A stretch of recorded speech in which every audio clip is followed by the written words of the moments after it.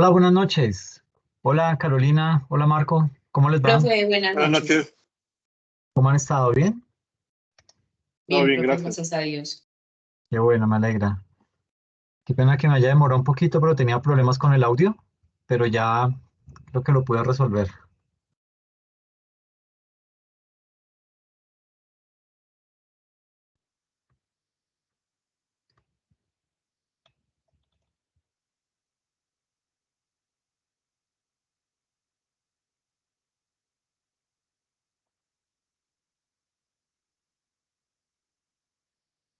Bueno, entonces, los mismos avisos parroquiales de siempre. Recuerden que este fin de semana es bueno, el domingo es la entrega del taller y la realización del examen. Entonces, examen para el cual les voy a mandar unas indicaciones. Eh, Ese examen va a quedar listo el sábado, en la tarde, noche, y les mando un correo para que lo puedan responder tranquilamente desde el domingo. Eh, Son 10 preguntas de lo que hemos visto, más lo que está en la unidad número uno, y eso es el contenido de ese examen. Ese examen no tiene ejercicios, ¿ok? Es simplemente teórico, ¿ok? Vean muy bien toda la sesión. Ah, bueno, aprovecho para disculparme porque hace 8 días tuve un bajón de luz y pues desafortunadamente no pude terminar la sesión. Les grabé el video, ahí está publicado para que los puedan ver y digamos que de ahí van a salir muchas preguntas y como les digo, pues no va a haber ejercicio en ese examen. ¿Listo? Eso por el tema de las actividades. Ya hablando puntualmente de lo que es la sesión que vamos a abordar el día de hoy. Hoy vamos a hablar del IVA. Eh, Se van a ir dos sesiones, entonces esta es una y el sábado subo otro video con la parte práctica, con ejercicios y todo esto para que ustedes lo puedan observar, lo puedan estudiar y la siguiente sesión arrancamos con retención en la fuente y ya damos el salto a declaración de renta personas jurídicas y de ahí en adelante ya seguimos con todo lo que es declaración de renta de personas jurídicas, porque es el tema más grueso. ¿Listo? Y también va a haber una sesión específica en donde eh, posiblemente bueno, vamos a hablar acerca de las cosas puntuales o los cambios específicos que trae la ley 2277 que empiezan a regir desde este año, ¿ok? Entonces vamos a hacer una sesión específica con ese material, con ese contenido y digamos que al final vamos a hacer una sesión también en donde hablaremos de temas puntuales que se deben tocar en relación al cierre contable, ¿ok? Entonces, es mucho tema, es un tema muy robusto, pero que creo que si lo encaminamos bien, vamos a poder sacar mucho provecho. ¿Listo? Bien, entonces, como les decía, pues vamos a arrancar la sesión de hoy con todo el tema del IVA. Eh, Dentro de eso, lo que vamos a manejar son los siguientes contenidos. Vamos a hablar acerca de lo que es la historia digamos que va a ser un poquito teórica esta parte, porque la siguiente es netamente práctica, pero hay que poner contexto de todo lo que es la situación del IVA, sus cosas buenas, sus cosas malas, y poder hacer un buen análisis y luego sí ya damos el salto a toda la parte práctica. Entonces hablaremos un poquito de historia, hablaremos de cómo está el IVA al día a hoy en la actualidad y eh, qué es eso del IVA, que esa debió ser la primera, pero bueno, digamos que me quedó así en ese orden el contenido o la estructura de la sesión del día de hoy. Aquí, pues, bueno, antes de iniciar con lo que es el IVA, desde su punto de vista histórico, eh, vale la pena mencionar que cuando nosotros como consumidores nos acercamos a un sitio de comercio y compramos un producto o contratamos un servicio, el pago que vamos a dar, el pago que entregamos a cambio, ese pago que hacemos a cambio de esa compra o de ese servicio que nos están prestando, ese pago por lo general digamos que incluye un tributo, incluye un impuesto, ¿ok? Ese impuesto, digamos que aporta buena parte de los recursos que nuestro país, que las arcas fiscales necesitan y que, digamos que termina siendo un rubro bien importante en las arcas fiscales de la nación. Entonces, y con eso ustedes saben que, pues, digamos que dentro de los recursos que percibe el Estado están todos los tributos, ¿sí? Pero viene la parte, digamos que hay una cuestión que es tributario y fiscal, ¿sí? ¿Qué es lo tributario? Netamente lo que percibe el Estado vía impuestos. Lo fiscal son todos los ingresos que percibe el Estado, ¿ok? Entonces, esa es la gran diferencia entre tributario y fiscal, ¿ok? Entonces, aquí estamos hablando básicamente de unos ingresos tributarios, porque provienen única y exclusivamente de un impuesto, que es el impuesto del IVA, ¿ok? Impuesto al valor agregado. Entonces, digamos que este IVA, por ser un impuesto que, digamos que está presente en las transacciones de nuestro día a día, porque si usted va y compra algún producto de la canasta familiar, ese puede que tenga IVA. Muchos productos de la canasta familiar en Colombia no están grabados, no sé, Marcos, tú sabes si la canasta familiar en Perú está grabada con el IVA? Sí, acá todo está grabado. Exacto, entonces mire que a veces uno dice, uy, bueno, como que la Ah, sacamos bueno, barata. Dime, pero creo que algunos productos que provienen de la, digamos, chacra, le llamamos del campo, sí no están sí. grabados. Ah, Eso no está perfecto, grabado. bien. Sí. Qué bien, qué bien. Sí, aquí en Colombia la mayoría de la canasta familiar está exenta, ¿sí? Que eso es un problema, ¿sí? Y ese es uno de los problemas que se analiza en ese video de 2 horas y media de la comisión de expertos, en donde dicen, no, Colombia, no sean bobos, ustedes tienen que meterle IVA a la canasta familiar. Si no le meten IVA, ustedes lo que están es perdiendo plata porque están dejando de captar esos recursos. Pero entonces el gobierno nacional también dice, ¿cómo le va a meter IVA a la canasta familiar si eso se me revierte en votos, en mala publicidad, en baja popularidad, en fin? Digamos que ellos tampoco son bobos y sopesan el hecho de darse la pela de querer ponerle IVA a la canasta familiar versus lo que eso les puede traer como consecuencia. Entonces, ponen todo en una balanza y dicen, no, mejor no, no le va a colocar IVA.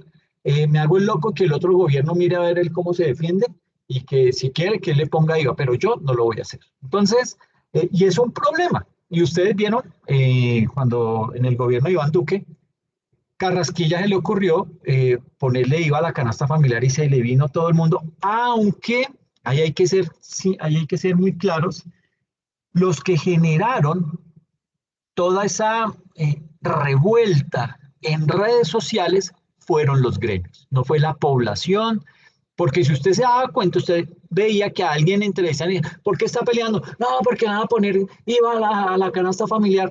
¿Cómo a qué productos? Ah, no, no sé, pero es la canasta familiar. La gente no estaba informada, la gente no sabía.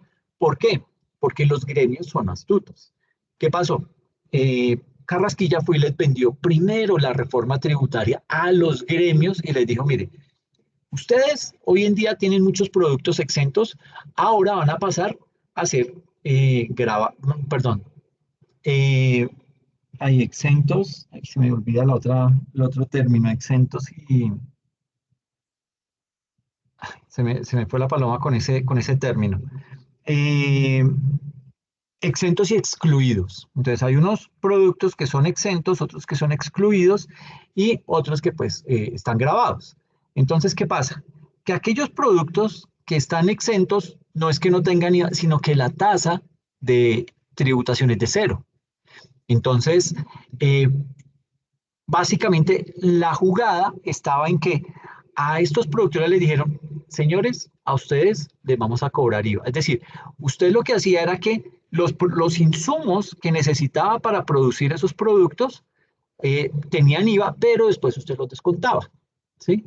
Ahora no los va a poder descontar. Entonces, claro, ellos dijeron, uy, no, ya nos van a cobrar el IVA, pues ¿qué pasa? Que ellos se lo transfieren a los a los consumidores. Entonces, empieza esa pelea entre el gremio, bueno, los gremios versus el gobierno. Entonces comienzan por redes sociales. Nos van a cobrar IVA a toda la canasta familiar y esto es completamente absurdo, no sé qué, dice más.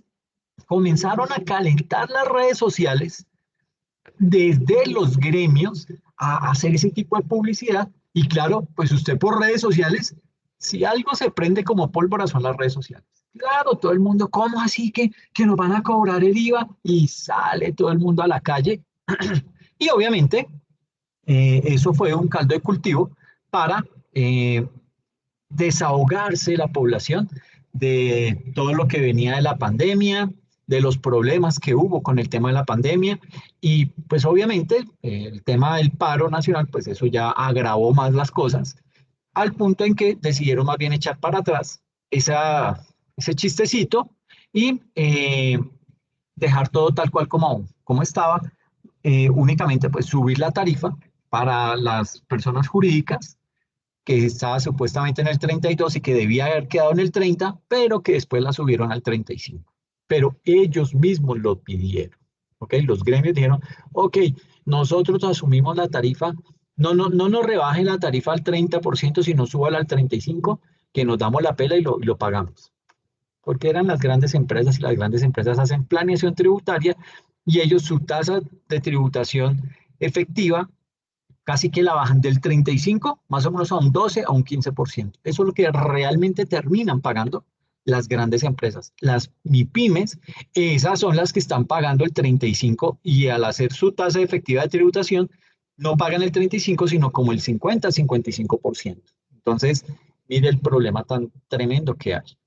Por eso es que ahorita Petro está buscando implementar otra reforma tributaria en donde diga, sí, toca bajarle un poco la tarifa a las empresas porque él sabe que los indicadores están mostrando que a nivel de inversión y sobre todo inversión extranjera está por el piso ese indicador, no está llegando esa plática a inversión en el país y pues obviamente eso nos está pasando factura, no se está generando el empleo que se necesita, no hay el nivel de productividad que se espera, por ende el PIB no crece, todo ese tipo de cosas vienen como amarradas y si algo pasa en algún eslabón, eso le duele a todo el sector. Entonces, digamos que desde ese punto de vista, las cosas pues no están de la mejor manera, no están como se esperaba que estuvieran a estas alturas.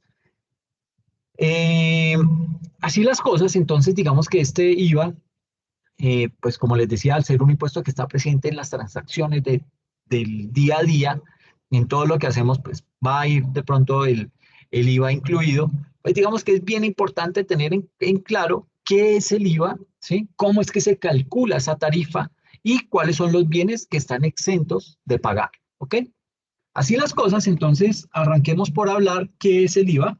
El IVA es el impuesto al valor agregado, es una tarifa que se le suma al valor bruto de un bien o de un servicio.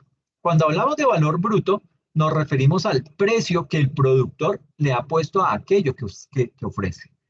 Dicho precio debe cubrir los costos de producción y generar alguna ganancia que le permita sostener su negocio. Entonces, aquí digamos que es bien importante poder mencionar que eh, el IVA se aplica en todos los momentos del ciclo económico. ¿Como cuál? ¿Qué conforma el ciclo económico? Está toda la etapa de producción, luego que se tiene el producto listo, pasa a distribución y luego pasa a un proceso de comercialización o a un proceso de importación o exportación.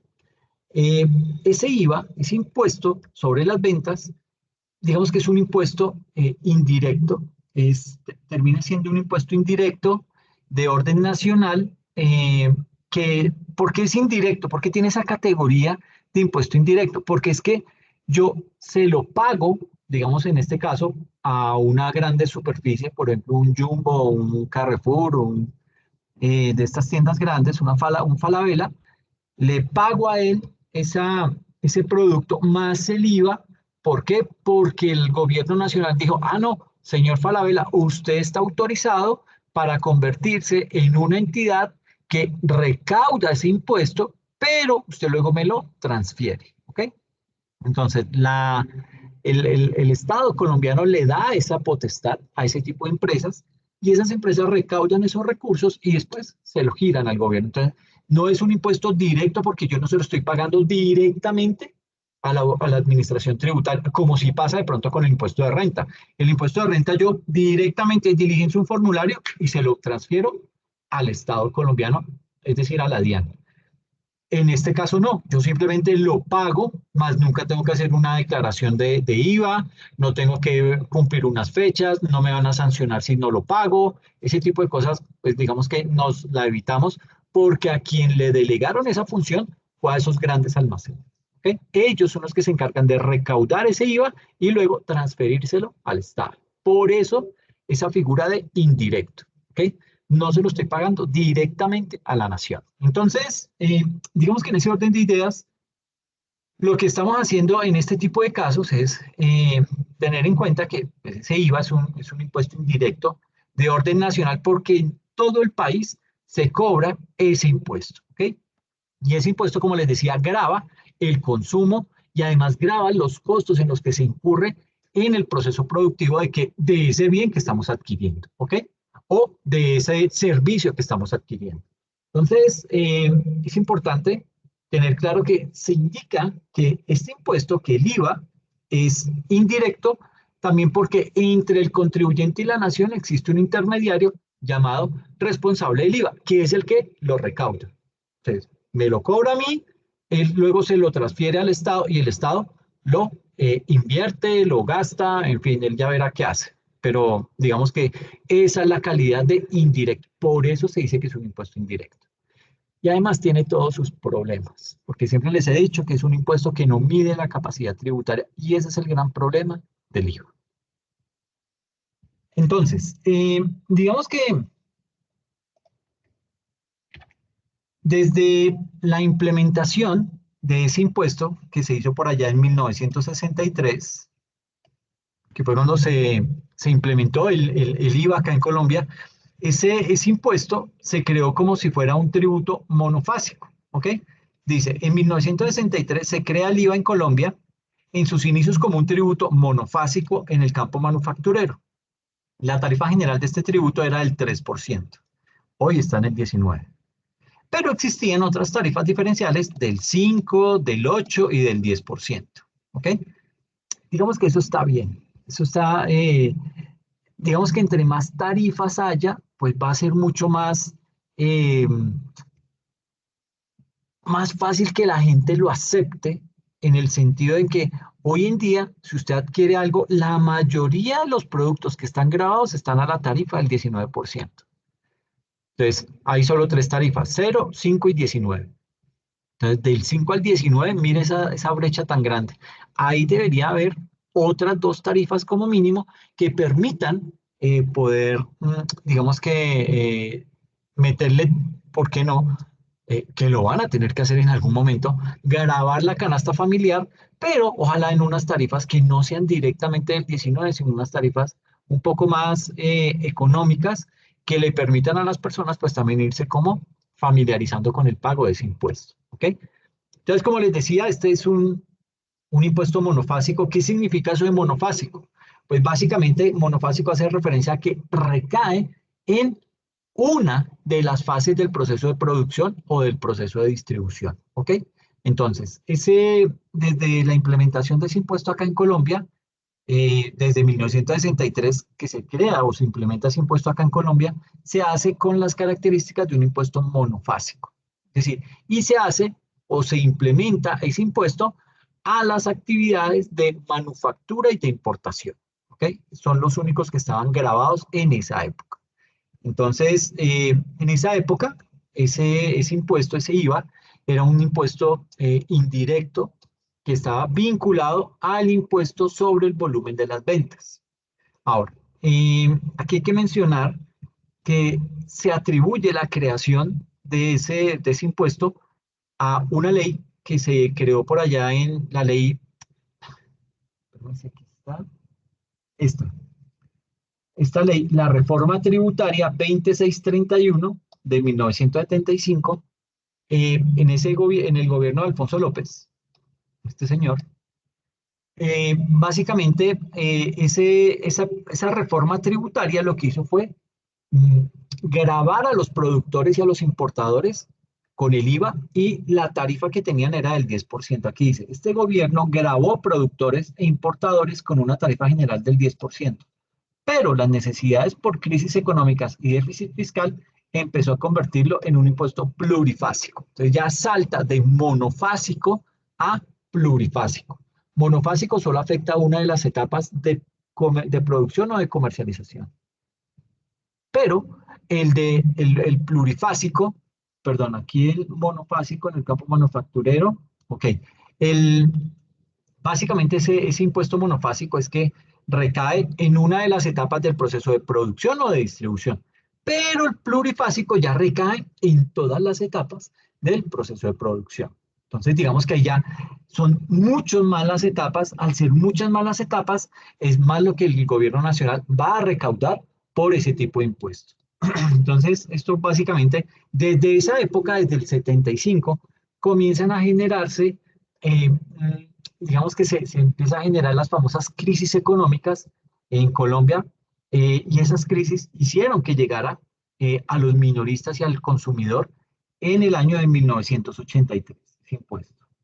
Llegó en 1983 vía esta reforma tributaria, la ley 3541 dice que el IVA extendió al comercio minorista, trayendo consigo problemas a los pequeños empresarios, ya como un impuesto al valor agregado con una tarifa de 10% y otras diferenciales del 20 y del 35%. Imagínense el nivel de crisis económica que estábamos viviendo.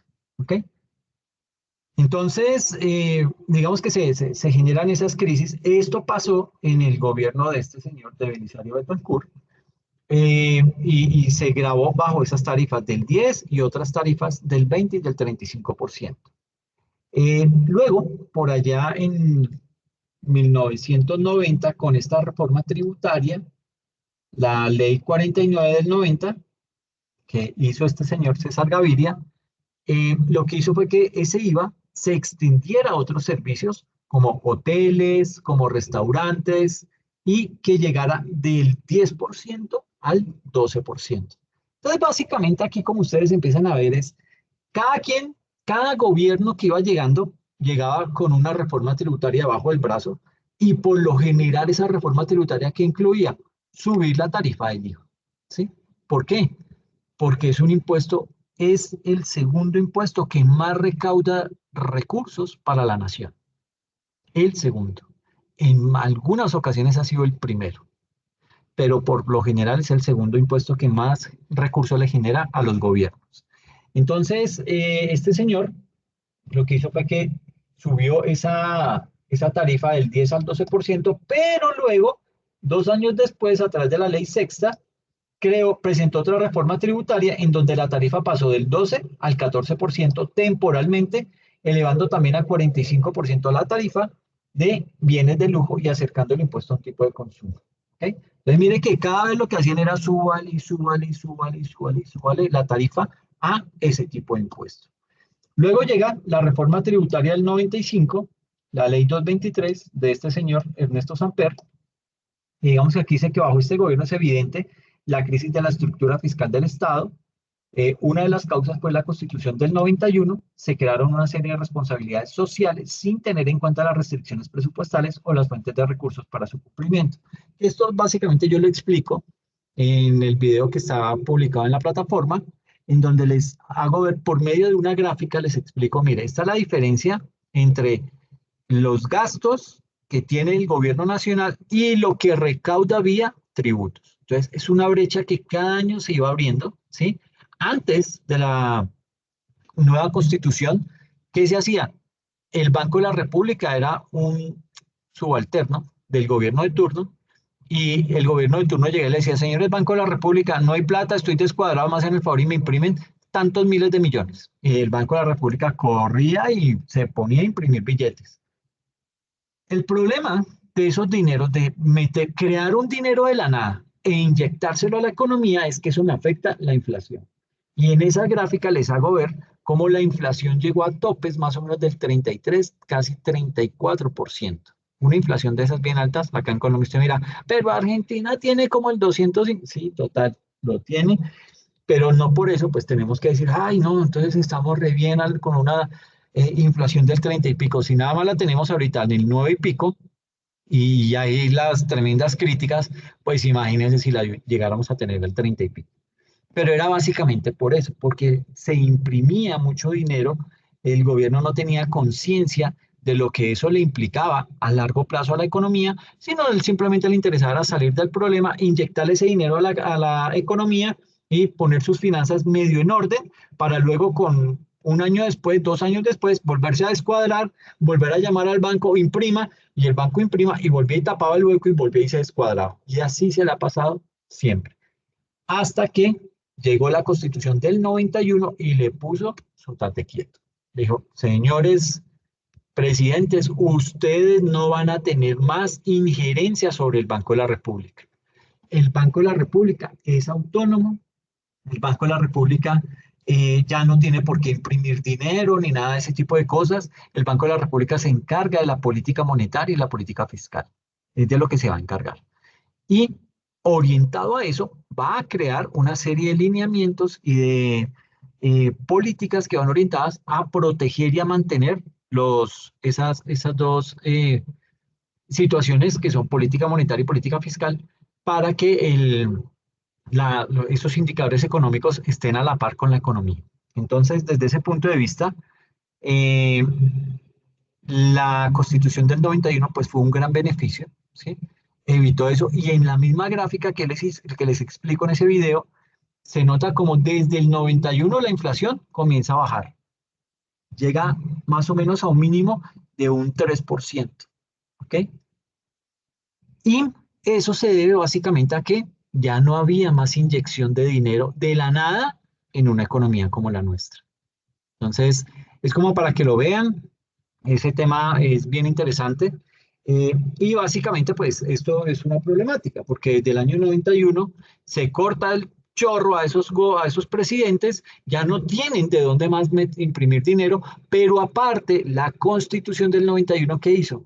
Creó una serie de deberes para el Estado, o sea, le dio muchos derechos a la ciudadanía y se trasladó eso como deberes para el Estado y el Estado decía, bueno, y todo eso que tengo que hacer, ¿de dónde saco la plata? ¿Qué le tocó hacer al gobierno? Salir a endeudarse. Por eso la deuda ha ido creciendo, creciendo, creciendo. ¿Ok? Eso es un poco el resumen de estas situaciones que han venido pasando. Eh, entonces, básicamente desde 1991 comenzó a ponerse, a apretarse el cinturón a los presidentes de turno y ya en el año 98, el señor Andrés Pastrana, con su reforma tributaria de la ley 488, lo que hizo fue eh, bajó la tarifa general. Digamos que Samper la había subido al 16%, ¿sí? La tarifa del IVA. Este señor dijo, no, la voy a bajar al 15%, ¿sí? El IVA grabó el transporte aéreo nacional a una tarifa del 15% y luego vino una gran crisis económica para Colombia en el año 99. Fue un año en donde se desató una crisis creada o más bien originada por el papá de este señor, del presidente de Andrés Pastrana, había creado muchos años atrás una, eh, una política que iba orientada a darle casa a las personas de más bajos recursos, pero bajo una figura del famoso UPAC, que era la unidad de poder adquisitivo constante. Ese UPAC lo que hacía era, usted adquiría un crédito y ese UPAC calculaba los intereses, pero con base en los temas inflacionarios y la cuotica le iba subiendo y le iba subiendo. A veces poquito, a veces un poquito más duro, pero la gente ahí mal o bien iba pagando y hacía sus esfuerzos y seguía pagando. Algunos lograron pagar su casita, otros no, y los que no, digamos que las personas que más se vieron afectadas fue aquellas a las que la cuota se les subió, bueno, no tanto la cuota, el capital se subió porque se nos creó básicamente como una especie de burbuja inmobiliaria en donde los precios se subieron porque había mucha demanda. Demanda, si se acuerdan ustedes, bueno, de pronto Marco no, pero acá en Colombia existían los bancos y cada banco casi que tenía su corporación de ahorro y vivienda. Entonces, por ejemplo, el Banco Caja Social tenía a Colmena, ¿sí? Sí, digamos que cada banco tenía su propia caja de ahorro y vivienda y esa caja de ahorro y vivienda básicamente era la que se destinaba a prestarle dinero bajo una hipoteca a los diferentes clientes para que pudieran adquirir su vivienda. Entonces se comienza a disparar el precio, obviamente se sube la deuda y si se sube la deuda se suben los intereses, al punto en que las personas ya no podían pagar esas cuotas, le dijeron, no, mire, sabe que olvídese, yo tome su apartamento, no quiero saber nada de eso, quíteme esa deuda y yo me voy a pagar arriendo. Prefiero tener algo de tranquilidad sin tener casa propia, pero no seguir con esta zozobra. Y comenzó la crisis porque no fue una ni dos familias, fue miles, cientos de miles de personas que prefirieron devolverle esos apartamentos a los bancos y olvidarse de esas obligaciones. Y esto obviamente pues trajo grandes problemas, se desató en esa crisis que trajo como consecuencia la eliminación o la quiebra de todas esas cajas de ahorro y vivienda. Entonces se generó una crisis financiera durísima, de las más duras que se ha vivido en la historia colombiana, pero fue básicamente por esa situación. ¿Ok? Eh, Luego, por allá en el año 2000, a través de la reforma tributaria, la ley 633, apremiado por la recesión económica del año 99, eh, se- y la necesidad de tapar el hueco fiscal, en el 2000, bajo la ley 633, se volvió a generalizar la tarifa en un 16% que rige, eh, bueno, que regía hasta esa fecha. Se grabó el transporte aéreo internacional, transporte público, cigarrillos y tabacos. Se creó otro impuesto, el gravamen al movimiento financiero. Esto surgió básicamente por el terremoto que hubo en el eje cafetero. Salió Pastrana a decir, no, no, no, mire, no hay plata, pero si ustedes me ayudan, yo voy a mandar esa platica para el eje cafetero. Y lo reconstruimos entre todos y nos ponemos la camiseta. Y sí, señor, les vamos a ayudar. Cero. Eso surgió como un impuesto temporal y por ahí dicen que no hay nada más permanente que un impuesto temporal. Y este fue uno de esos. Entonces nació como un mecanismo para poder obtener recursos para ser trasladados a la reconstrucción el eje cafetero, pero eso en realidad no se hizo bien, pero sí nos dejaron el impuesto ahí de por vida. Y es un impuesto, ese gravamen a los movimientos financieros es un impuesto que al gobierno nacional no le cuesta un solo peso recaudarlo. Y recauda anualmente entre 10 y 12 billones de pesos. Billones con B. Que si no le cuesta nada, pues si a mí no me cuesta nada generar esos 10 o 12 billones, pues yo nunca lo voy a quitar. ¿Sí? ¿Por qué no le cuesta nada? Porque son los bancos los que lo recaudan y se lo transfieren al gobierno nacional. ¿Ok? Por eso digo que el gobierno nacional no tiene que hacer absolutamente nada. Y si alguien le es fiel al gobierno, son los bancos, porque los bancos saben que ahí hay negocios, que si llega a haber una crisis económica, es el gobierno el que se mete la mano al bolsillo con nuestros impuestos, saca de ahí y le da dinero a los bancos para calmar su crisis económica y que todo siga como si nada. ¿Ok? Luego, en el año 2002, bajo la reforma tributaria de la ley 778, su gran amigo Álvaro Uribe planteó el grave problema de las finanzas públicas y los desequilibrios sociales, la necesidad de recursos financieros rápido, por lo tanto, en cuanto el IVA amplió la base. Entonces, luego se crea, bueno, este señor estuvo 8 años en el gobierno, bajo la ley 863 del año 2003, se creó otra reforma tributaria en donde los productos excluidos del IVA pasan a ser grabados al 7%. Y se crearon otras tarifas del 3 y del 5%, orientadas a temas como cerveza y juegos de suerte y azar.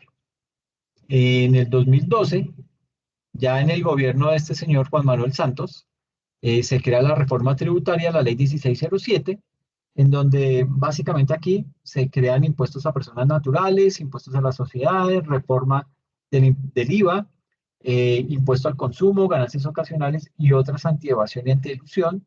Y en el 2013 eh, solamente estará permitido cobrar tres valores del IVA: el cero, que se debe aplicar a toda la canasta básica familiar; el 5% para la medicina prepagada, que antes estaba en el 10%, y el 5% también será para algunos alimentos procesados como embutidos. Luego, con la reforma de la ley 1819, eh, aquí se establece que la tarifa general del IVA se incrementa del 16 al 19%, y todos los elementos procesados serán grabados con IVA. Los productos que se salvan son el arroz, la papa, la carne, el plátano, las frutas y las verduras.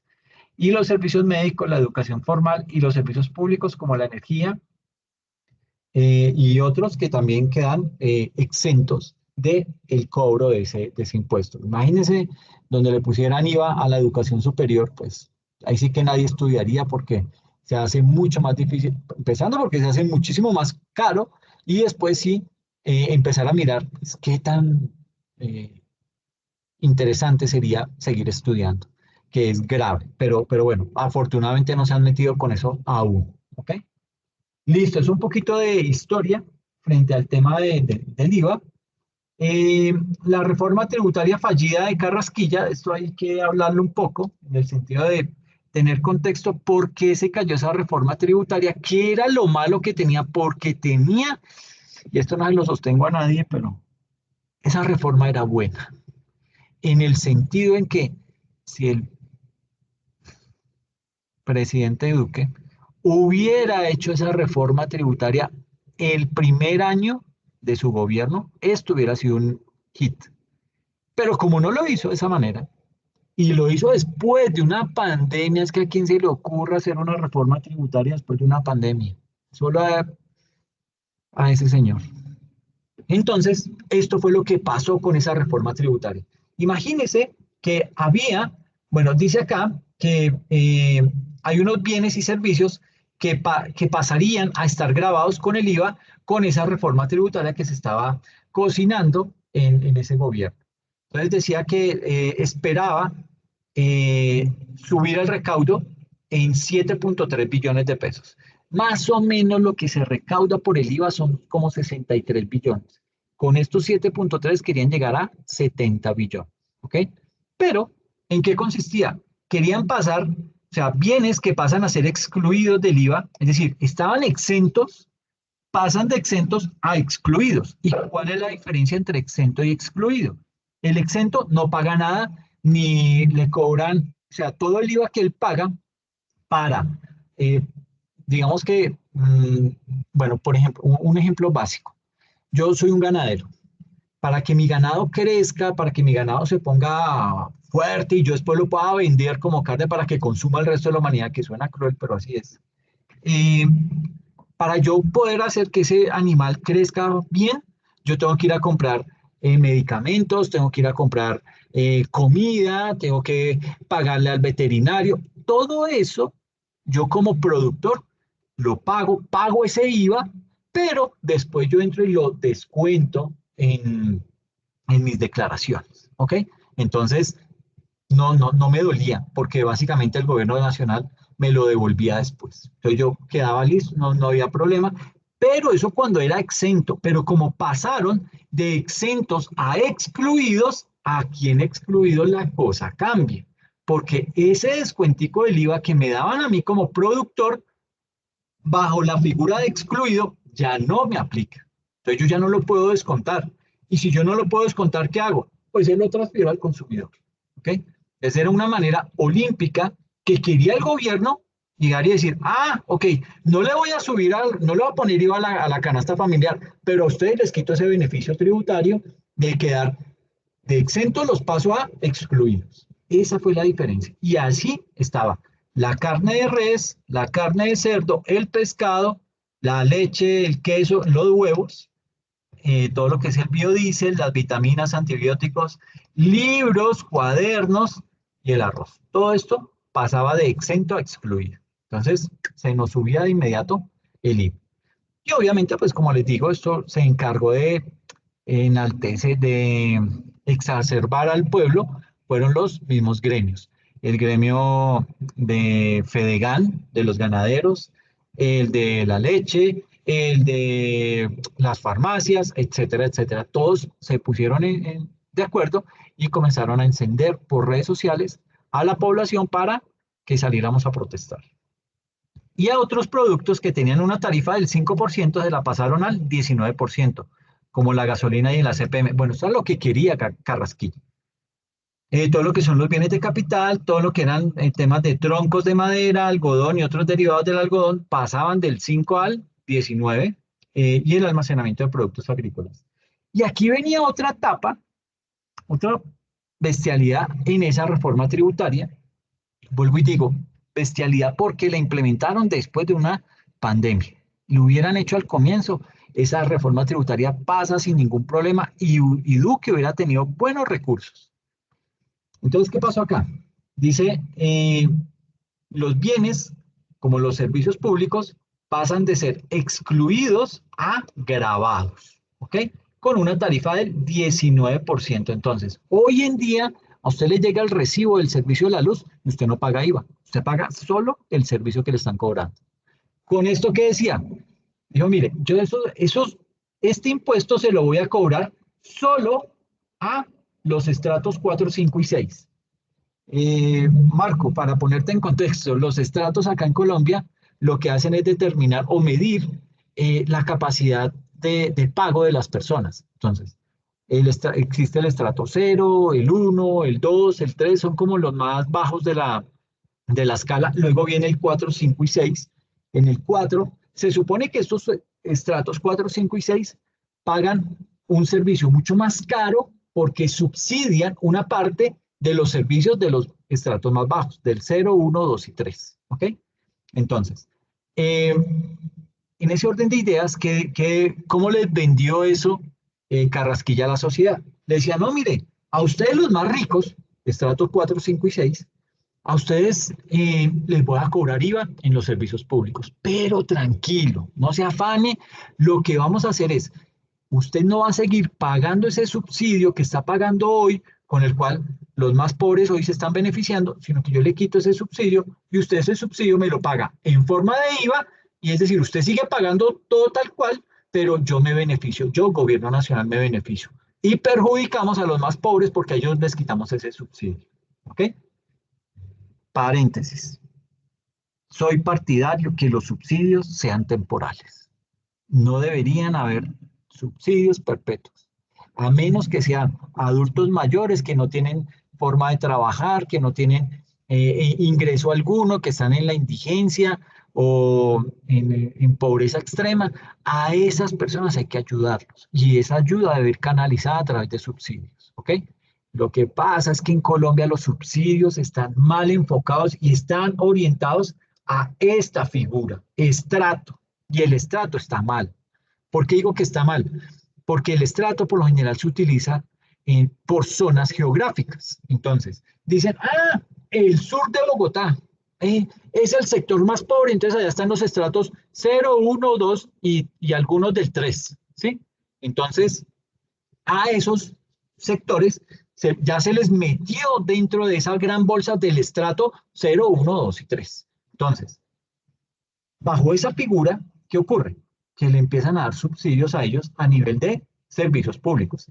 ¿Qué pasa? Que en esos estratos, que puede que sean bajos, hay personas que tienen un buen nivel de vida o que tienen unos muy buenos ingresos, solo que se acostumbraron a vivir en esos estratos porque allá vive el resto de la familia, porque toda la vida han vivido allá. Entonces ellos que no necesitarían tener ese subsidio, hoy lo están recibiendo. Y eso es injusto. ¿Por qué?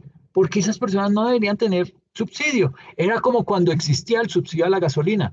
Usted llegaba en su moto y pedía que le tanquearan y su gasolina iba subsidiada. Eso está bien. ¿Por qué? Porque si usted va en moto, uno interpreta y dice, bueno, esta persona debe tener unos ingresos bajos, por lo general son personas que utilizan la moto porque no le sale más fácil tener moto que subirse a Transmilenio, de pronto le sale más caro el pago del bus de Transmilenio que pagar la cuota mensual de la moto, y entonces se asume que esa persona necesita ese subsidio para la gasolina. Pero a la par llegaba un señor en una camioneta bien chévere que no cargaba, no le echaba la gasolina al carro, gasolina extra, sino le echaba la corriente que era subsidiada y él recibía el mismo subsidio que usted estaba recibiendo. Entonces, eso es injusto. Eso debe haber una medida que le permita al gobierno nacional enfilar esos subsidios a las personas que realmente lo necesitan. No debe ser general como está pasando con los estratos. Eso hay que cambiarlo. Ahora está en camino un proyecto que está por discutirse en el Senado sobre la estratificación. Esto lo van a cambiar. Esperemos que eso funcione, porque hoy en día se están beneficiando muchísimas personas que no lo necesitan. ¿Listo? Perdón que hable como con tanta vehemencia, pero es que eso es incómodo, es maluco ver que hay tanta persona que obtiene muchos beneficios, y hay otras que los necesitan y no les llega. Entonces, eso era lo que estaba pasando con los servicios públicos a nivel de energía, gas, acueducto, alcantarillado y todo lo que tenía que ver con el Internet, que tenía una particularidad y dice que los servicios de conexión y acceso a Internet residencial estrato 3 quedan excluidos los estratos 1 y 2, es decir, le iban a cobrar IVA al estrato 3 que no estaba aquí incluido. Le iban a colocar IVA a los servicios culturales o diversión, a todo el tema de loterías y espectáculos deportivos. Todo el tema de cirugías estéticas. Colombia es un país donde mucha gente viene a hacerse cirugías estéticas porque muchas salen buenas, aunque hay unos casos patéticos en donde, no sé, hay casos muy bien documentados en donde se dice que las personas se iban a estudiar a Brasil, sacaban su título de cirujano plástico, ahí como medio mm, chivis, y ese título pues se lo convalidaban acá en Colombia y esa persona ya era un cirujano plástico y ese empezaba a hacer cirugías y le quedaban mal, utilizaba los elementos que no eran, las personas se morían, etcétera, etcétera. Pero esto sigue siendo algo atractivo.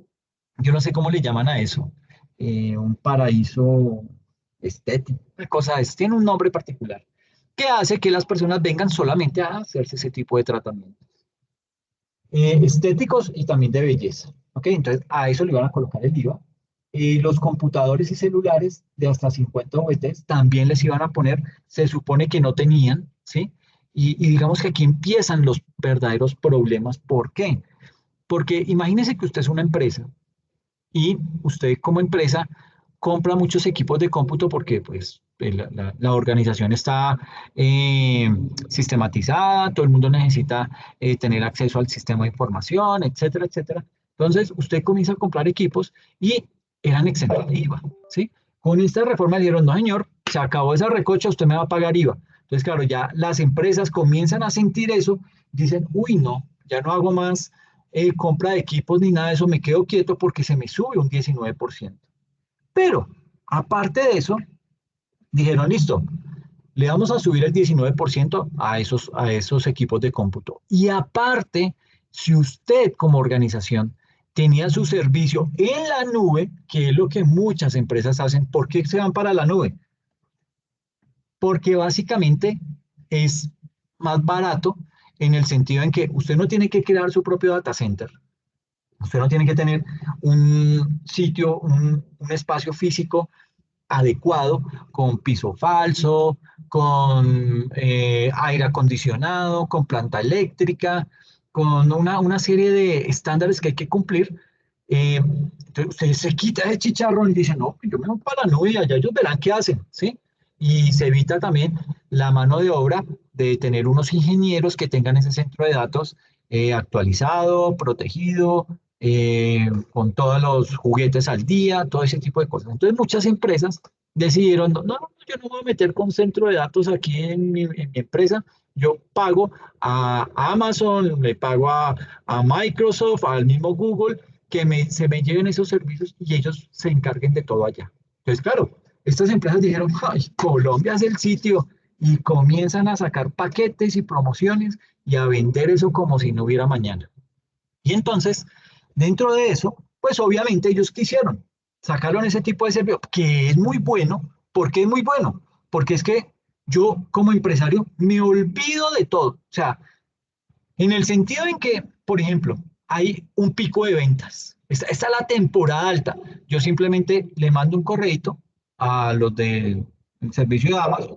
Les digo, señores, háganme un favor, necesito que me suban la capacidad computacional un 20%. Dicen, claro, sí, señor, de inmediato. ¡Pram! Y comienzan todas esas transacciones a través del sistema de información, se comienzan a hacer mucho más rápido, más ágiles, y el usuario lo siente y dice, uy, esta vaina está volando, qué bien, chan, chan, chan.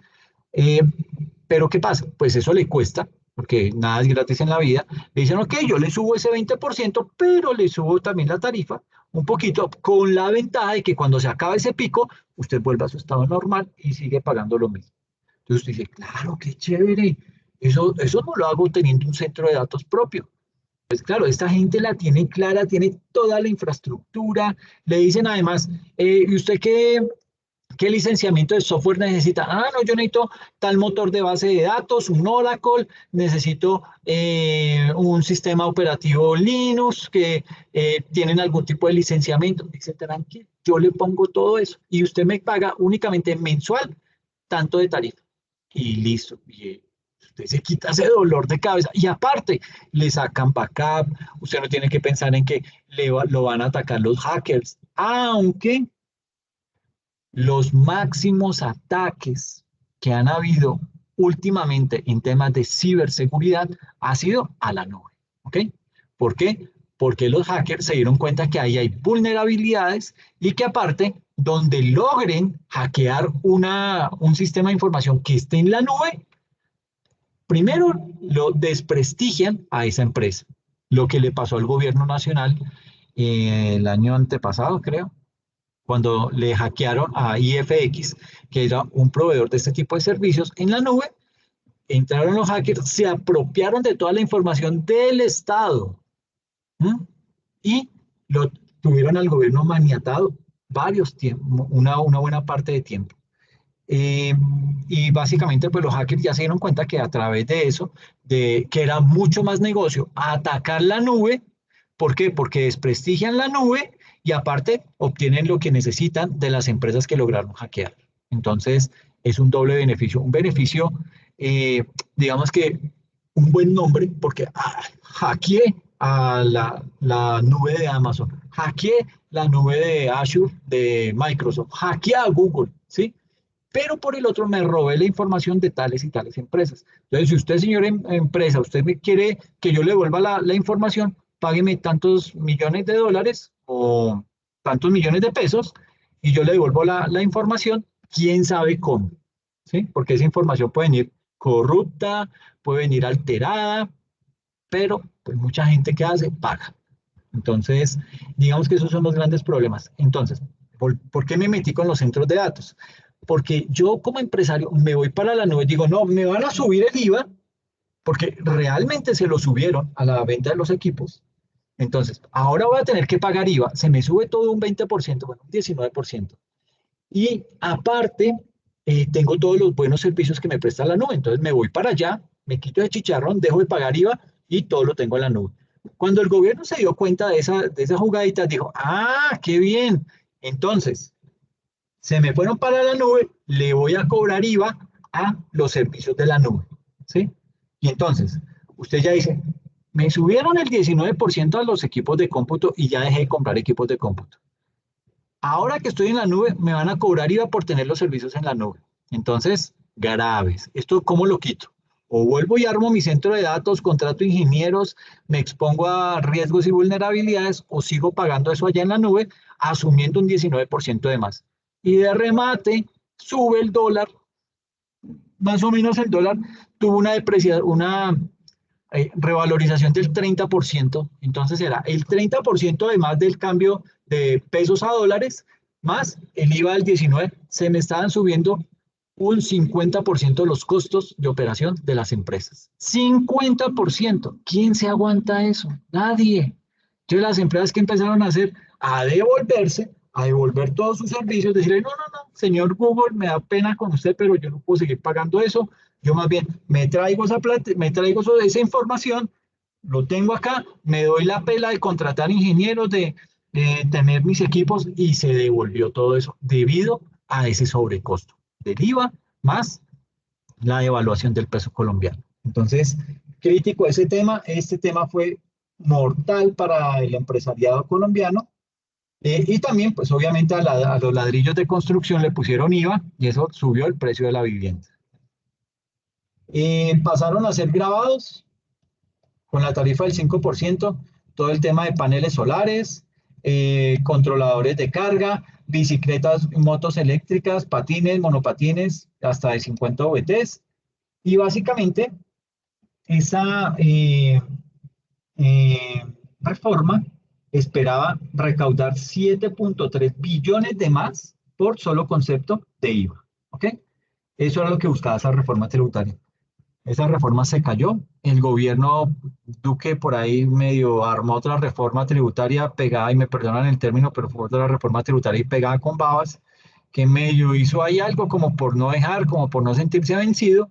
Se la aprobaron rapidito y salga, y luego ya él se fue del gobierno y chao es que le digo, y el chicharrón lo recibió este otro gobierno y ahí estamos. ¿Ok?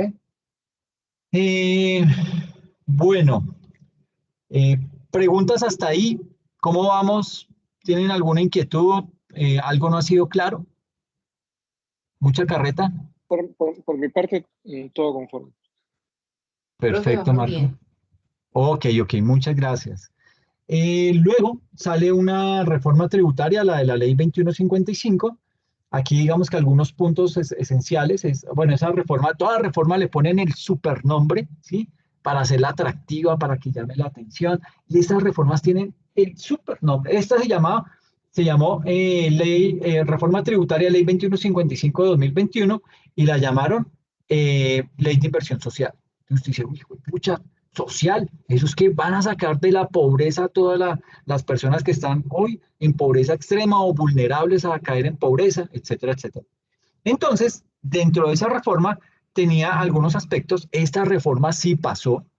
Entonces, crearon el famoso ingreso solidario.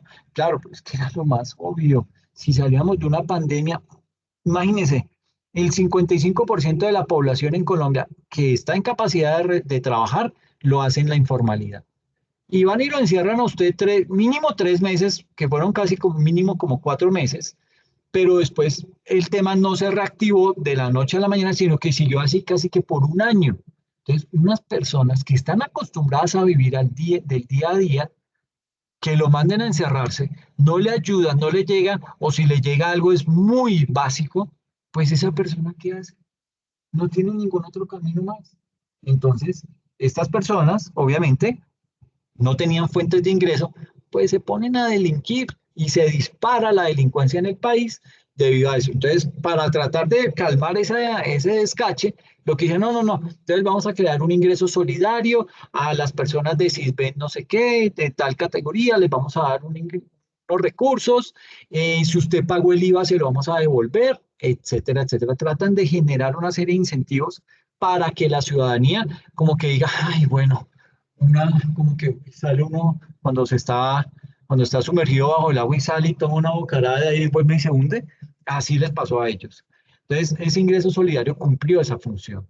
Había unos incentivos para la creación de nuevos empleos. Esto me parece fantástico, esto es de lo mejor que se han podido inventar y yo les explicaba en otras eh, materias una gráfica muy importante que explicaba cómo era la motivación de cada reforma tributaria y veíamos que en las reformas tributarias más o menos desde el año 83 hasta el 2020, 2021, esas reformas tributarias muchas tenían, obviamente, pues su gran motivación era recaudar más impuestos, porque el gobierno nacional estaba totalmente descuadrado, pero había otros factores que eran interesantes analizar en el sentido en que buscaban también hacer más liviano el estatuto tributario, otros buscaban generar más empleo y dentro de eso lo que generaban era incentivos tributarios, en fin, había unas motivaciones que eran bien interesantes, pero pues que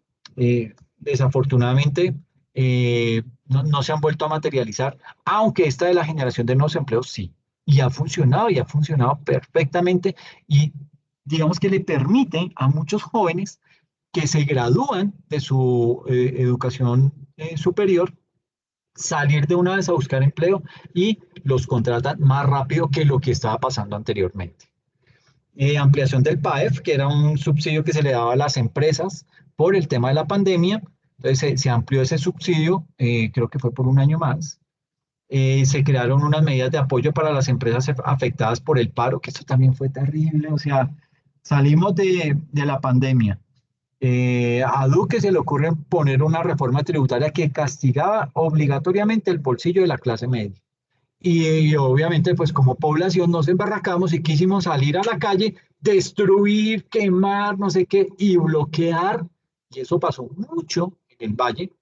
Y fue pararse toda la mal denominada primera línea a las entradas de las empresas y no dejaba entrar insumos para que estas empresas pudieran producir, transformar en producto terminado y salir a vender. Los bloqueaban. ¿Eso qué hizo? Pues disparó la inflación y el desempleo también se disparó. Se amplió el tema del régimen simple de tributación que ha funcionado, se generaron más apoyos al sector de la industria y el comercio, se implementó la famosa matrícula cero en educación superior, el apoyo a los sistemas de transporte masivo, porque también eso se vio afectado por la pandemia, facilidades en los procesos de pago de impuestos y ampliación del mecanismo de obras por impuestos. En temas de inversión, bueno, esto se los dejo ahí como para que lo puedan leer con más calma. Y frente al IVA, pues digamos que había unas cositas ahí muy puntuales. Frente al tema del IVA, esta reforma tributaria, la ley 2155, tenía lo siguiente, tenía unos bienes y servicios excluidos, importaciones que no causan el impuesto. Esto es algo que yo siempre les he dicho, que yo no entiendo por qué hace eso el gobierno nacional. Créame que lo he tratado le he tratado de buscar una justificación, pero no se la encuentro.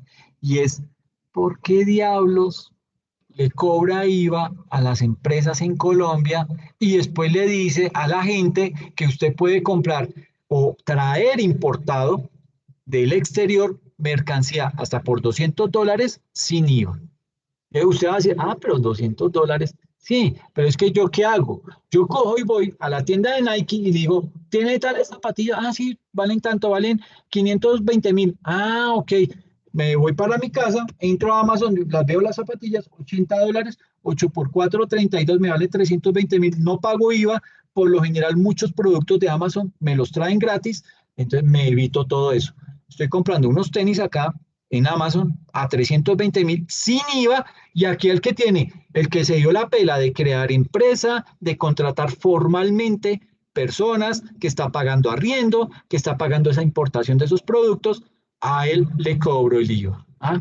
Dígame eso, ¿en qué país se ve? Solo en Colombia.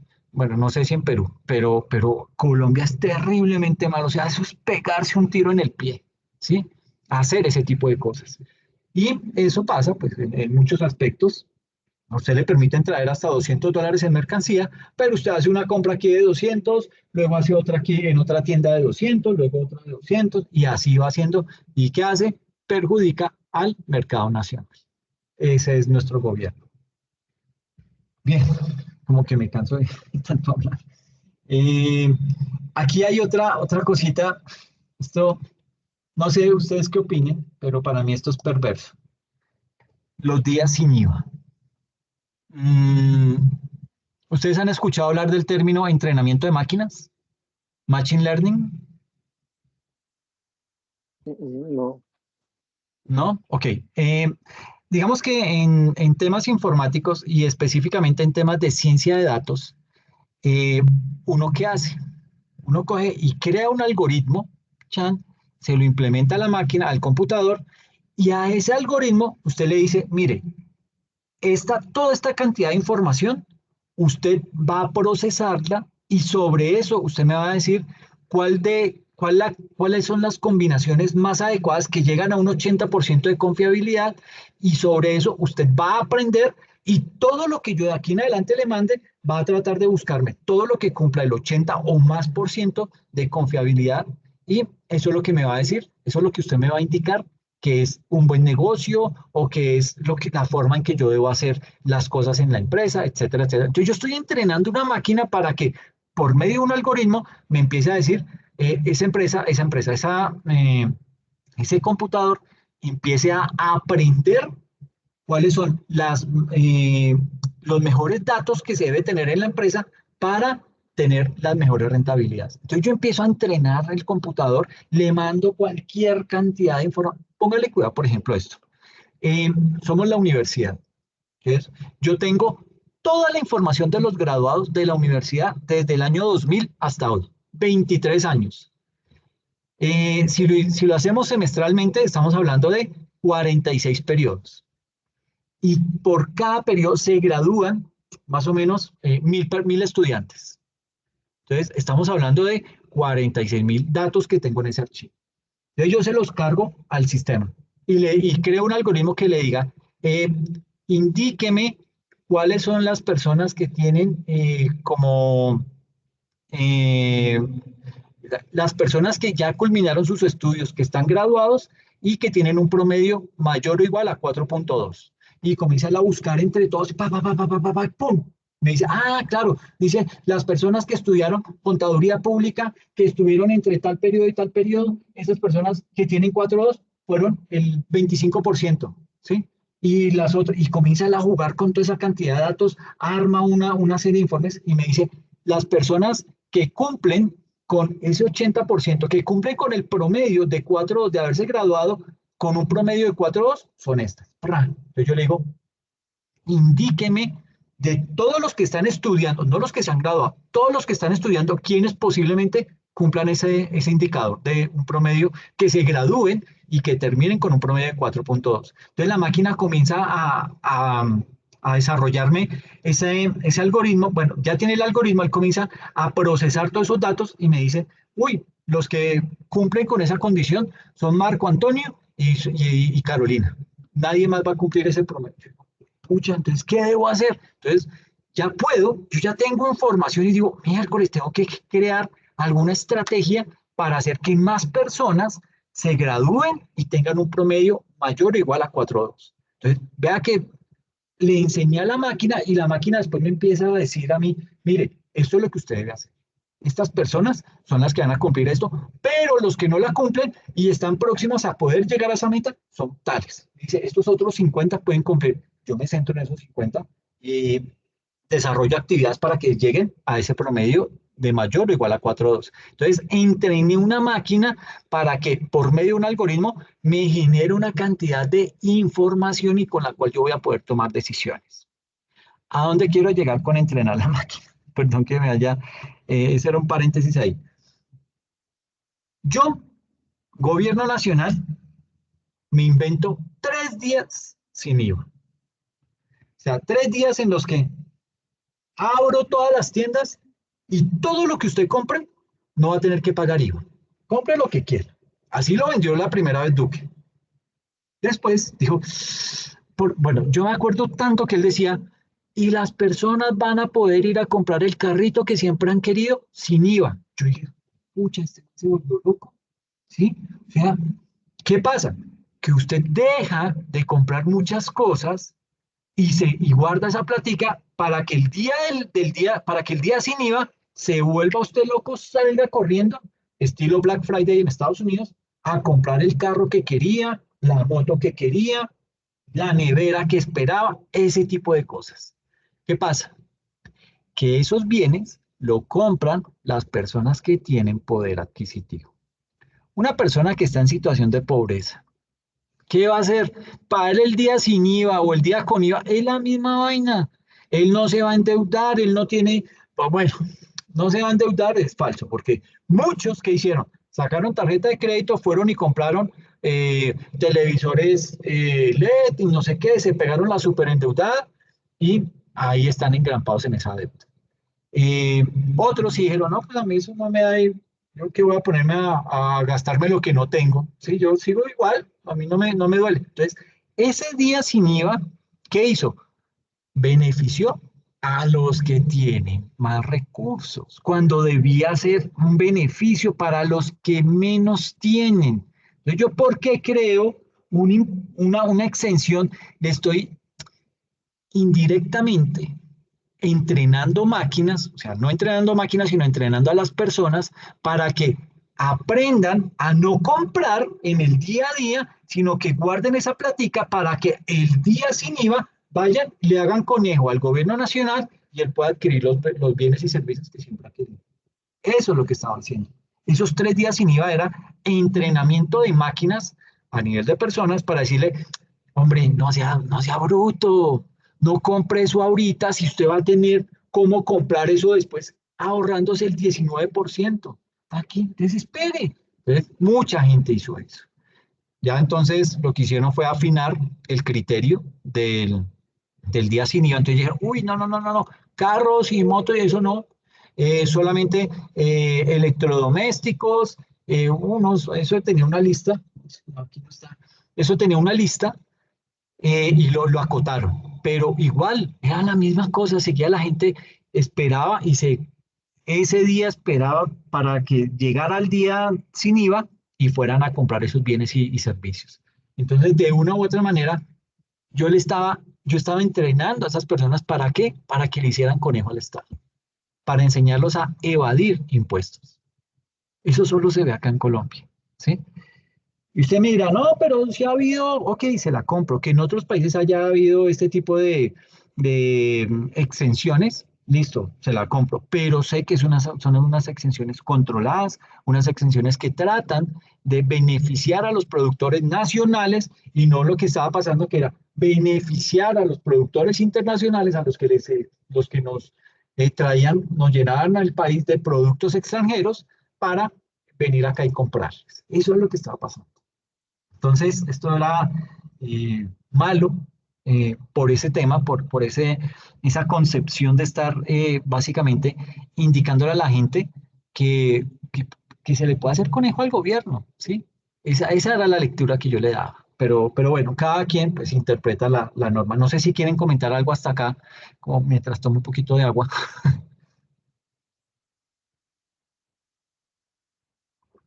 Profe, no, porque No, eso es profe, más bien gracias. como teórico y entonces, pues yo de eso casi sí no sabía. Ok, ok, Carolina, no hay problema. Listo. Entonces, estos fueron como aspectos muy puntuales de esa reforma tributaria en temas del IVA. ¿Listo? Estos ya son más datos estadísticos en donde nos mostraba cómo venía el tema del recaudo. En fin, esto es información. Aquí les muestro la diapositiva como para que les quede y la puedan ver más adelante. Y aquí entonces ya entramos a mirar puntualmente qué es eso del IVA, ¿ok? Y entramos a mirar puntualmente qué es el sujeto pasivo del IVA y qué es el sujeto activo del IVA, ¿ok? Entonces, básicamente, aquí tenemos lo que es la definición de sujeto pasivo de derecho y sujeto pasivo de activo. Antes de esto, nos toca mm, indicar que, digamos que cuando hablamos de sujeto pasivo, también tenemos que hablar de sujeto activo en el IVA. Digamos que el sujeto activo es igual que en los impuestos. Todo impuesto tiene un sujeto activo, un sujeto pasivo, tiene un hecho generador, tiene una base gravable y tiene una tarifa. Esos son los 5 elementos de los impuestos. El IVA, por ser un impuesto, cuenta con esos 5 elementos. Entonces, el sujeto activo, ¿quién es? El gobierno nacional. ¿Ok? ¿En cabeza de quién? De la DIAN, porque como es un impuesto nacional, ¿quién recauda los impuestos nacionales? Obligatoriamente la DIAN. ¿Ok? Entonces, la DIAN es ese acreedor principal, es ese vínculo jurídico y quien está facultado por quién? Por el gobierno nacional para exigir el cumplimiento y el pago de ese impuesto. Eso lo hace la DIAN, ¿ok? Ese es el sujeto activo. ¿Quién es el sujeto pasivo? el sujeto pasivo somos los contribuyentes, pero en el IVA hay dos tipos de sujetos pasivos que están acá. El sujeto pasivo de derecho, ¿cuál es el sujeto pasivo de derecho? Ay, perdón. El sujeto pasivo de derecho es la persona sobre la cual el Estado ha radicado ciertas obligaciones cuyo incumplimiento le acarreará unas sanciones penales correspondientes. Es decir, este sujeto pasivo de derecho es la persona responsable del recaudo del impuesto, actúa como recaudador y debe cumplir las obligaciones que le impone el Estado. Entonces, es usted el dueño de Falabella, de la franquicia Falabella acá en Colombia. Y el gobierno nacional lo faculta a usted para decirle, señor, lo felicito, usted ahora es responsable del IVA. ¿Qué quiere decir eso? Que usted ahora me va a recaudar el impuesto del IVA y usted me lo va a transferir a mí. ¿A cambio de qué? Ah, no. Usted se ganó ese nombre de responsable del IVA. Entonces yo, me estoy metiendo en un chicharrón el tenaz, porque si yo incumplo, si se me olvida, eso me puede acarrear sanciones penales. ¿Ok? Entonces, mire la responsabilidad que tiene ese sujeto pasivo de derecho. Sujeto pasivo de derecho es el que recauda el impuesto. Entonces, yo soy el contribuyente, voy y le compro a Falabella, le pago lo que vale la mercancía más el IVA, y él, ya de ahí para adelante, a mí, lo que ellos hagan con esa plata, eso no es problema mío. Ya es un problema entre Falabella y la DIAN. Que hay unos plazos, que hay unos formatos, que hay una serie de cosas puntuales, unos calendarios tributarios en los cuales Falabella le transfiere ese impuesto que yo le pagué, se lo transfiere a la DIAN, o mejor dicho, al Estado Nacional. ¿Ok? Ese es el sujeto pasivo de derecho. Pero hay un sujeto pasivo económico, que es básicamente la persona sobre la cual recae la obligación del pago del tributo. Es decir, nosotros los contribuyentes rasos, los que vamos y compramos ese pantalón que tanto nos gustó, pagamos ese pantalón más el 19% del IVA, ahí somos un sujeto pasivo económico. Entonces recuerde muy bien, sujeto pasivo de derecho, sujeto pasivo económico. ¿Ok? Son los dos tipos de sujetos pasivos en el IVA. ¿Listo?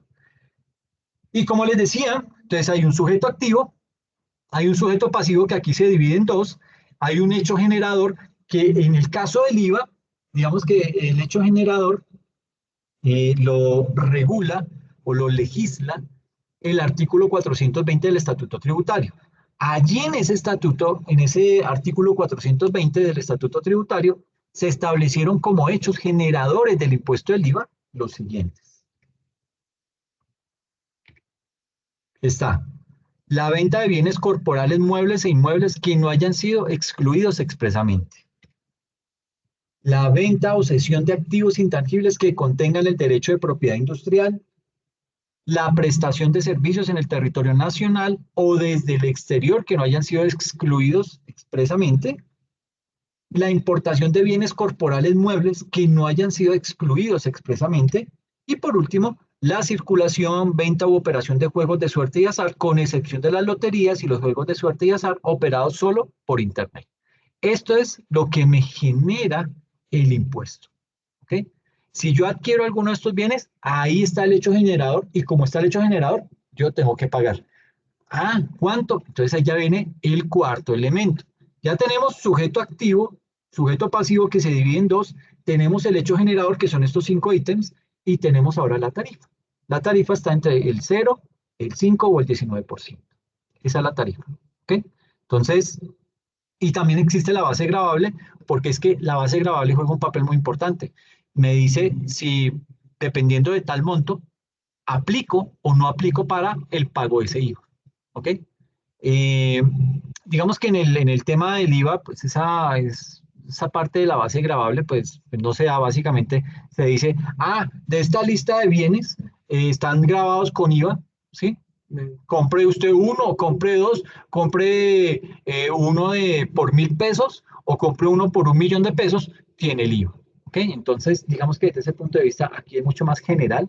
Entonces, básicamente ahí estamos hablando de esos elementos que contienen el impuesto del IVA.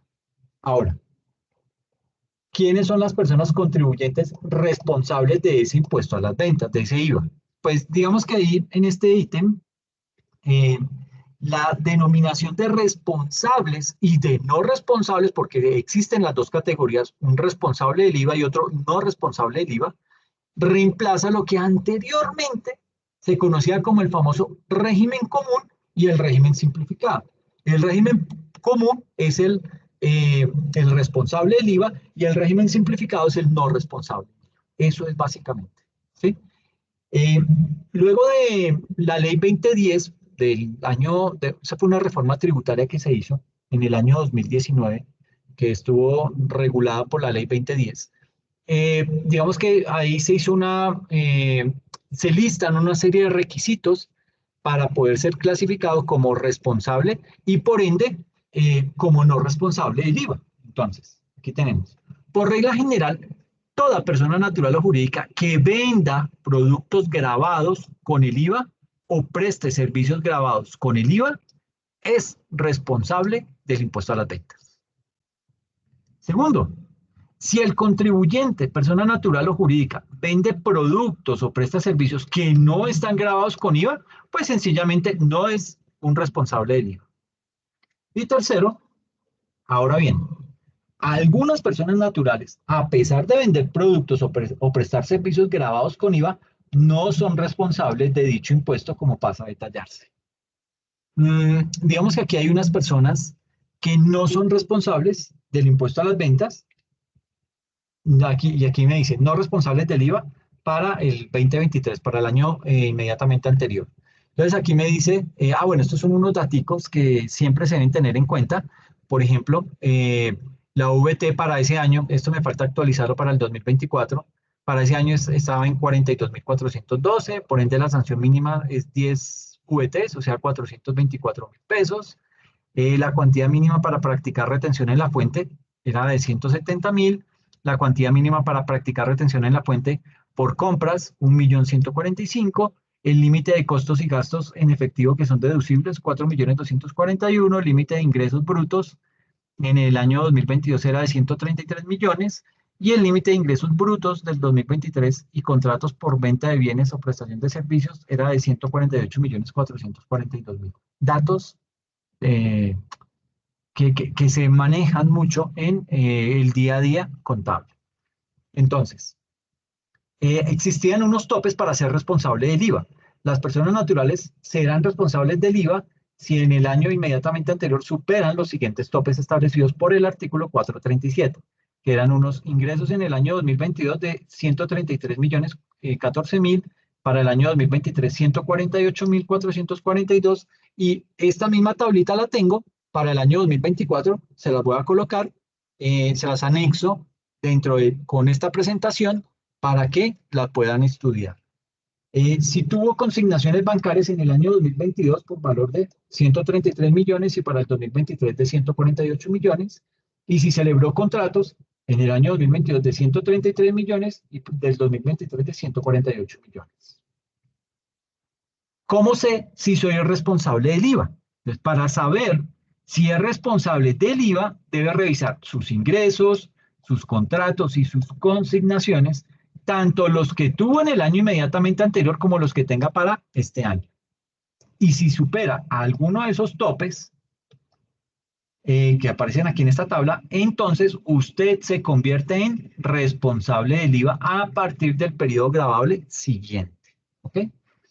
Esto obliga a que las personas lleven un control de sus actividades para saber en qué momento se convierten en responsables del IVA, así evitar el pago de sanciones y de intereses moratorios. Digamos que lo que se busca con ese tema, con ese nombramiento que nos hacen a través de la ley que ha expedido la misma DIAN o la misma autoridad tributaria en Colombia.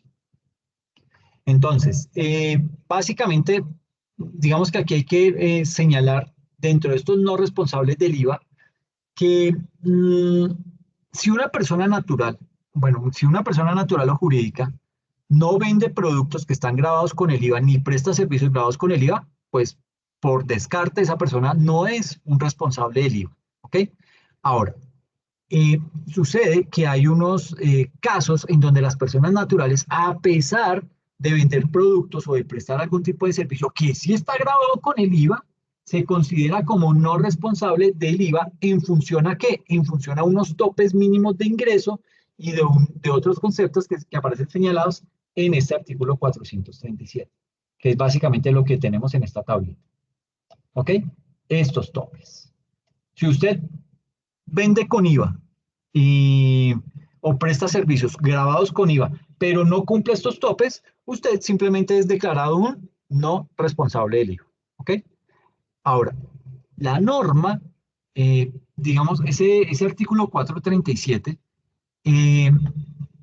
digamos que nos indica que no se deben registrar como responsables del IVA las personas naturales, comerciantes, bueno, comerciantes y artesanos, ¿sí? Que sean minoristas, que sean detallistas, que sean agricultores o ganaderos, así como las personas naturales que prestan algún tipo de servicio que está grabado con el IVA, siempre que cumplan los siguientes requisitos. Entonces, para la celebración de contratos de venta de bienes y o prestación de servicios grabados por cuantía individual o superior a 3.500 VT, estas personas deberán inscribirse previamente como responsables. Si supera esa tarifa de las 3.500 VT, directamente pasa a ser un responsable del IVA. Esa formalidad que deberá exigirse por el contratista para la procedencia de costos y deducciones. ¿Qué pasa? Que el gobierno no es bobo. El gobierno dice, pero ¿y cómo voy a darme cuenta que este man hizo un negocio de 3.500 VTs? Entonces lo que le dice es, ok, usted, señor comprador, usted que le está comprando esas cabezas de ganado a ese ganadero y que esas cabezas de ganado le están costando más de 3.500 VTs, si usted quiere, a mí, que le estoy comprando esas cabezas de ganado, si usted quiere que yo le deduzca, que usted pueda deducirme esos costos dentro de la declaración de renta, usted tiene que pedir la factura para que eso me identifique que le voy a deducir esos costos, pero a la vez le voy a cobrar a él ese IVA que él ya debe empezar a pagarme, debe empezar a transferirme a mí. ¿Por qué? Porque superó el tope. ¿Ok? Lo anterior también será aplicable cuando un mismo contratista celebre varios contratos que superen la suma de 3.500 VT, porque somos colombianos y aquí hacemos trampa para todo. Entonces me dicen, ok, lo llaman a usted, oiga señor ingeniero, usted que me está haciendo esa obra civil, este contrato vale más de las 3.500 VTs. Le va a tocar pagar IVA. Entonces, no, ¿qué podemos hacer? Pues fraccionémoslo. Entonces usted me hace un contrato a tal fecha para hacer tal actividad, que eso vale tanto, luego me hace otro contrato que vale tanto, luego me hace otro contrato que vale tanto. Entonces fraccionamos y no alcanzamos a tener las 3.500 VT en ningún contrato individualizado.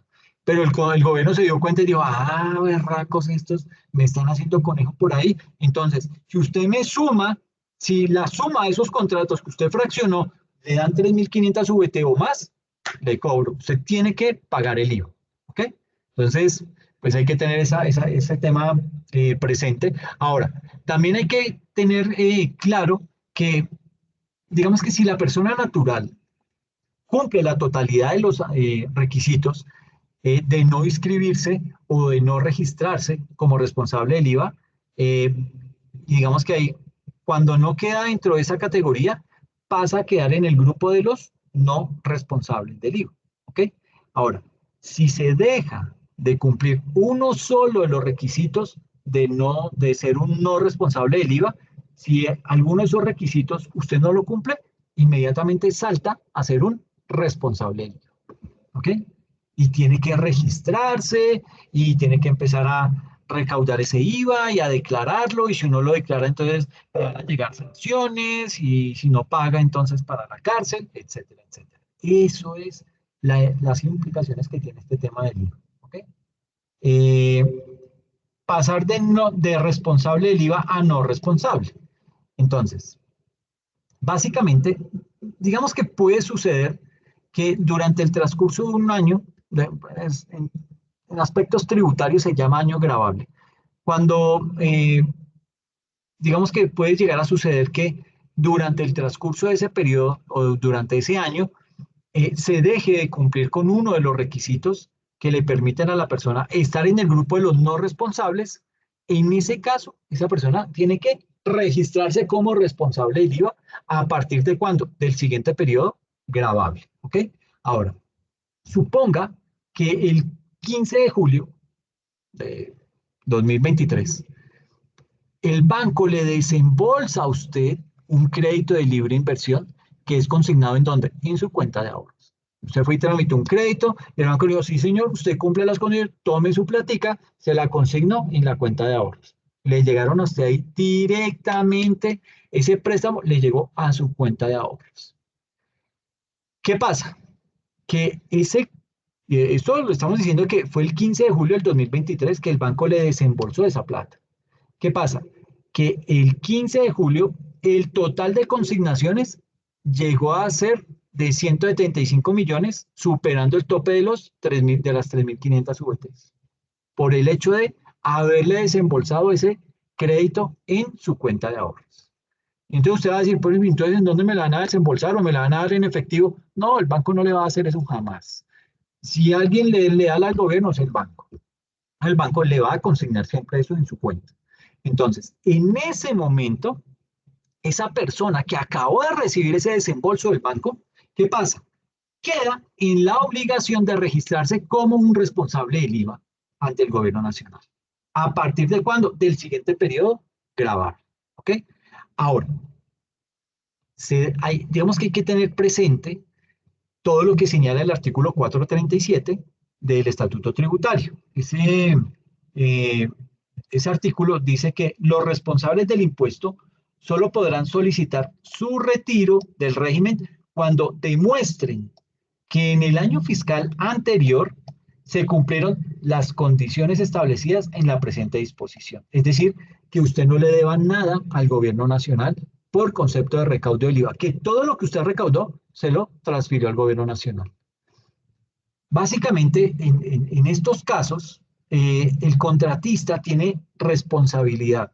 ¿Por qué tiene responsabilidad el contratista? Porque si firma un contrato por más de 3.500 VTs, sin exigir al contratista que previamente se haya registrado como un responsable del IVA, puede llevar a que la DIAN le rechace esos costos y deducciones en su declaración de renta. Y esa persona que queda maniatada, ¿por qué? Porque esas 3.500 VTs no las puede deducir de sus costos y gastos, por ende su utilidad se sube y al tener una utilidad muy alta, ¿qué va a hacer? Va a pagar más impuestos. ¿Sí? Es un arma de doble filo. ¿Ok? Entonces, aquí básicamente de lo que se trata es digamos que al momento en que se supera cualquiera de los topes, la persona se registra como responsable de ello. ¿Ok? Lo que sucede es que como las personas naturales no llevan contabilidad, no llevamos ningún control, ¿sí? En muchas ocasiones, como personas no nos enteramos, ¿sí? De que hemos superado esos topes y solo se vienen a enterar a final de año o en el año siguiente cuando reciben reportes del banco. Entonces, ahí es cuando dice, miércoles, yo superé esos topes, no me inscribí y le toca ir a la DIAN a hacer un acuerdo de pago, a que le liquiden la sanción para usted poder pagar eso. ¿Ok? Entonces hay que tener presente que la DIAN, por intermedio de todo el tema de la información exógena, puede conocer cuando el contribuyente quedó obligado a registrarse como responsable del IVA. Y si usted no lo hizo, su sanción. ¿Ok? Suena injusto, suena algo muy traído por allá de los cabellos, pero así es como opera nuestro sistema tributario. ¿Ok? Dejémoslo aquí, yo creo, aquí viene un poquito más de teoría, pero ya vienen una serie de ejercicios que les voy a subir a la plataforma para que puedan practicar y aquí trato de explicárselos muy detalladamente. Entonces, esto queda en el video que les voy a subir el sábado. ¿Listo? Para que estén pendientes y lo puedan ir estudiando. Reitero, en el examen no va a salir ningún ejercicio, pero a partir de la unidad 2 y la unidad 3, esos sí van a llevar ejercicios. ¿Ok? Entonces, para que los vayan preparando. Entonces, hay ejercicios de todo tipo para que los puedan practicar. Bien. Listo, no sé si tienen de pronto alguna inquietud al respecto. Sí, de pronto fue mucha teoría. Me disculpo por eso, pero sí quería dejar esto lo más claro posible porque sé que es importante y tener esa contextualización de cómo está realmente ese impuesto acá en Colombia. ¿Ok? Alexander, ¿te puedo hacer una consulta con respecto al taller? Sí, Marco, claro, cuéntame. En el taller, la parte del comprobante del diario, hay dos columnas que dice liquidación y tarifa. ¿Ahí qué se pone? Ok, permíteme, ya me ubico.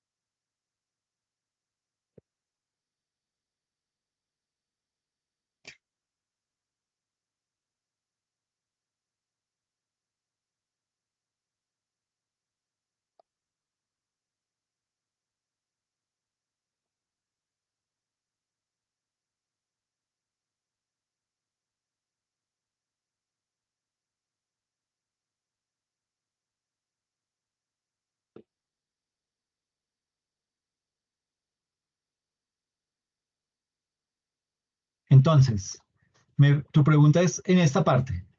Sí, tarifa y liquidación. Ah, ok. Aquí básicamente lo que uno hace es eh, determinar cuál es la tarifa digamos que aquí en este punto, en el punto 1, dice, yo soy un responsable del IVA y hice una compra el 9 de enero de 2023 de 7 grabadoras, se la hice a un gran contribuyente por valor de 400.000 pesos cada una más IVA. Entonces, ¿aquí qué coloco? Aquí coloco en la tarifa base 19%. Ujú. Ajá. La El IVA liquidación, también. exactamente. Ay, perdóname. Aquí es esto, 19%. Y aquí lo que hago es le coloco la liquidación. ¿Cuánto es? Me dice aquí que son 400.000 por 7 grabadoras. Entonces sería 2.800.000. ¿Cuánto me da los 2.800.000 por 19? Entonces, digamos, aquí le coloco. Entonces, igual esto por esto.